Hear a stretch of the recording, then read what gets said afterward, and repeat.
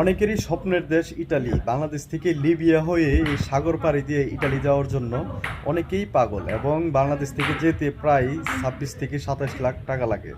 এবং এ লিবিয়া যাওয়ার পর লিবিয়া থেকে যখন আপনার ইটালির উদ্দেশ্যে রওনা দিবে, তখন মাফিয়া একটা দল আছে, ওইখানে মাফিয়ার হাতে বন্দি হয়ে তারপর আপনার অপহরণ করে আপনার আরেকবার টাকা আদায় করে বাড়িতে ফোন দিয়ে বা মারধর করে। আপনারা দেখতে পারতেছেন স্ক্রিনে একটা ভিডিও। সে চিল্লাইতেছে, অনেক কিছু করতেছে, কিন্তু কিছু কাম হবে না, মানে সে এখন মাফিয়ার হাতে ধরা। সো যারা 28 লাখ, 30 লাখ, 26 লাখ টাকা খরচ করে ইটালি যেতে চাচ্ছেন, এই 28 লাখ, 30 লাখ টাকা দিয়ে দেশও কিছু করেন, তাহলে আপনি ইটালি থেকে ভালো কিছু করতে পারবেন। লিগ্যাল প্রসেসে যদি যাইতে পারেন 27 লাখ, 20 লাখ, 30 লাখ দিয়ে, তাহলে সমস্যা নাই, আপনি লিগ্যাল প্রসেসে যান। আশা করি এই থেকে দূরত্ব থাকবেন। আমাদের বাংলাদেশের পোলাপানের একটা স্বপ্ন ইটালি যাব, মানে মইরা যাইলে গো ইটালি যাবো।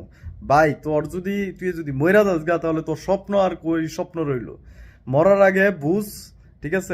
এই যে কথায় আছে না, মরার আগে যদি মইরা দেখতে তাহলে কলে ঠিকই বুঝলি এনে, মানে মরার আগে তো আর মরতে পারস নাই, সেই কারণে কইতেছ মইরা যাইলে গো আমি ইটালি যাবো। আরে